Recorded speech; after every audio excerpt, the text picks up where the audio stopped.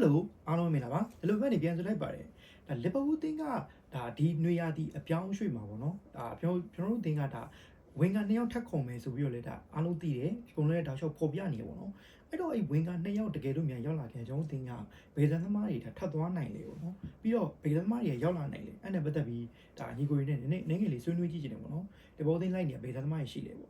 အဲ့တော့ဒါလီဗာပူးအသင်းကလက်ရှိဒါဈေးကွက်ထဲမှာလိုက်နေပလီယာ3ယောက်ပဲရှိတော့တယ်Bradley Barcola ရဲ့ Mintet ရဲ့ Amber ရဲ့လက်ရှိဒါ Amber ရဲ့ပြောင်းရွှေ့ကိုလည်းပထမဆုံးရင်ပြောကြည့်အောင်ဗျာ Amber ရဲ့ပြောင်းရွှေ့ကဟိုနှစ်ခုထွက်နေနှစ်ပိုင်းခွဲနေပေါ့နော်နှစ်ပိုင်းခွဲနေဆိုတာကပြင်သစ်ဘက်က IMC တို့တခြားပြင်သစ်ဘက်က report တွေကကြတော့ personal damage မြတ်တဲ့ဘုံညီမှုရရှိသွားပြီဒါ level တင်းကလည်းတော့လိုက်နေတယ်ဆိုပြီးပေါ်ပြထားတယ်အဲ့တော့ဒီနေ့ report တစ်ခုမှဆိုလို့ရှိရင်တန်း90တိပေးတယ်တန်း90တိလိုချင်တယ်တန်း90လောက်ပဲ level တင်းကပေးချင်တယ်အဲ့လိုပုံစံမျိုးတွေလည်းပေါ်ပြထားတယ်ဒါပေမဲ့ကျွန်တော်တို့ဒီဘက် James Piros တို့ Paul Joy တို့အဲ့လိုမျိုးသတင်းထောက်တွေကျွန်တော် Liverpool သတင်းထောက်တွေအင်္ဂလန်သတင်းထောက်တွေကကြတော့ Amber ရဲ့ပြောင်းရွှေ့မြင်လာတယ် Liverpool တင်းကစိတ်ဝင်စားဘူးအရင်တော့စိတ်ဝင်စားဟုတ်တယ်ဦးစိတ်ဝင်စားတော့ဘူးခေါ်ဖို့လည်း percentage တန်းမြတ်တော်လို့ညူရရှိတာဆိုလည်းမဟုတ်ဘူးအဲ့လိုခေါ်ဖို့လည်းစီစဉ်မရှိတော့ဘူးဆိုပြီးတော့လေပေါ်ပြနေတယ်အဲ့တော့အဲ့သတင်းကတော့အဲ့လိုမျိုးနည်းနည်းရှုပ်ထွေးနေရပေါ့နော်ဘယ်ကအမှန်လဲတော့မပြောတတ်ဘူးဒါပေမဲ့ James Piros တို့ကတော့ဒါ Liverpool သတင်းထောက်တွေဖြစ်တဲ့အတွက်သူတို့သတင်းကတော့နည်းနည်းလေးပို့ပြီးတော့မှန်တယ်လို့ကျွန်တော်ထင်တယ်ပေါ့နော်ထားပါတော့အဲ့တော့ MIBY ဆိုဘာဂိုလာကတော့တေချာပေါက်ရောက်ဖို့များတယ်အဓိကတော့ Liverpool တင်းကလည်းပြောင်းရွှေ့ခြင်းကိုညှိနေတာဆိုကြည့်နေပါဗျာဒီမှာ Liverpool ကန်ကောင်းနေတော့ Liverpool တင်းနဲ့အတူတူပြိုင်ဘက်တင်ပေါ်မလာဘူး PSG ကလည်းအဲ့ပြိုင်ဘက်ကိုစောင့်နေတာများသိလားပြိုင်ဘက်ဘယ်ကစားဘယ်အသင်းအမြင်ပေါ်လာမလဲအဲ့လိုပေါ်လာသူတို့ဈေးတောင်းလို့ကောင်းတာလက်ရှိချိန်မှာသူတို့ပေးတဲ့ဈေးကို Liverpool တင်းတင်းမဲ့ပြီးခေါ်နေဖြစ်တဲ့အတွက်သူတို့ကလည်းဒါပြောမှဆိုလို့ရှိရင်နောက်ဆုံးကြလို့ရှိရင်တော့လေရောင်းတော့အခုချိန်မှာတော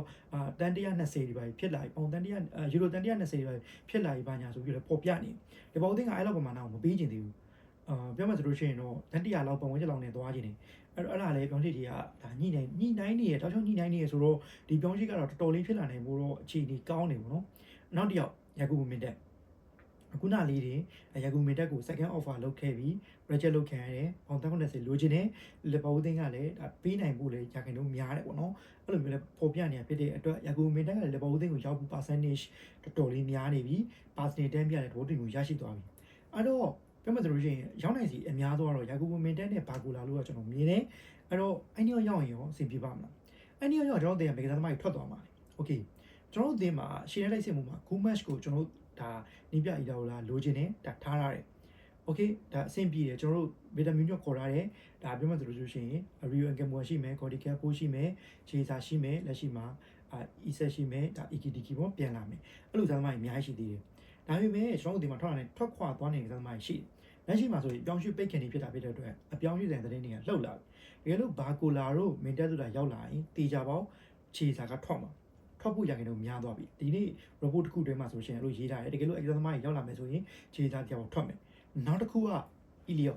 Elliot လည်းအဲ့လိုပဲထွက်ဖို့ရရင်တော့တော်တော်လေး percentage များတယ်ဘာလို့လဲဆိုတော့ဒါပြောမှဆိုလို့ရှိရင် Elliot ကပြီးခဲ့တဲ့ရာသီကလည်းဒါ game time မရခဲ့ဘူးသူ့အနေနဲ့ game time ပိုပြီးရရှိခြင်းနဲ့ဒီတက်ရွယ်မှာသူ့အနေနဲ့ကစားခြင်းနဲ့အဲ့တော့ပြောမှဆိုရင်သူ Liverpool အသင်းမှာလည်း game time ရဖို့အတွက်တော်တော်လေးရရင်တော့နေဆိုတာသူ့ကိုယ်သူသိထားတယ်အဲ့တော့သူ့အနေနဲ့လည်းတကယ်လို့မြန်သူ့ game time ပြီးမယ်လီဗာပူးတင်းနေတယ်လို့ပြောင်းရွှေ့တခုရမယ်ဆိုရင်လီဗာပူးတင်းကလည်းရောင်းချသွားမယ်ဆိုပြီးတော့လေဒါ report တွေကဖော်ပြထားတယ်အဲ့တော့ပြောမှဆိုရင် Elliot ထွက်နိုင်တယ်ဒါခြေစာထွက်နိုင်တယ်နောက်တစ်ယောက် Cody Gakpo လည်းထွက်ခွာသွားနိုင်တယ်ဘာလို့လဲဆိုတော့ဘာကိုလာကိုကျွန်တော်တို့ကတန်တရာနဲ့ခေါ်ပါမယ်ဗျာပြီးတော့ကျွန်တော်တို့ချီဥစားကိုယာကူမင်တက်ကိုတန်90လောက်ကျွန်တော်တို့ပေးရမယ်65 90လောက်ပေးရမယ်ဆိုလို့ရှိရင်တော်တော်များတော့ကျွန်တော်တို့အယောင်မရှိပဲနဲ့ကျွန်တော်ခေါ်ဖို့မဖြစ်နိုင်ဘူးအဲ့တော့တေးကြတယ် Cody Gakpo ထွက်ကောက်တော်တော်လေးများသွားပြီCody Gakpo ထွက်ခွာမှာပေါ့နော်အဲ့တော့ထွက်ခွာရင်အဆင်ပြေပါမလားကျွန်တော်တို့ဘယ်လိုပြော Louis D ရထွက်ပြီးတော့အစားထိုးသလိုဖြစ်နေမလားပေါ့နော်ကျွန်တော်စိတ်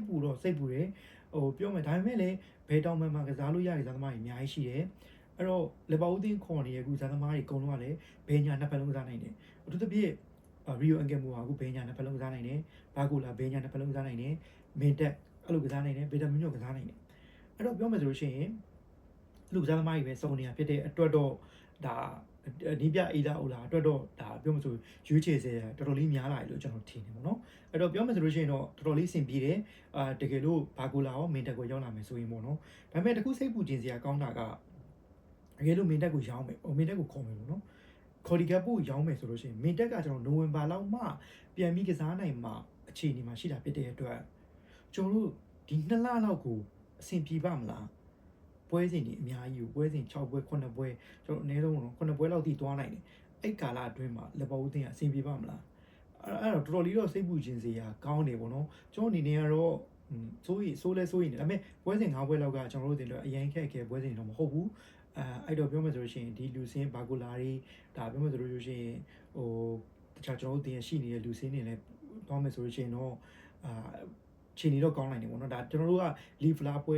လီကင်နာဖြစ်တဲ့အတွက်တောက်လျှောက်အရှိကြီးတော့မှာကြီးစရာအဲ့တော့ပြောမယ်ဆိုလို့ရှိရင်တော့အဆင်ပြေကောင်းပြေနိုင်တယ်ညီကိုကြီးတော့ဘယ်လိုမြင်ကြ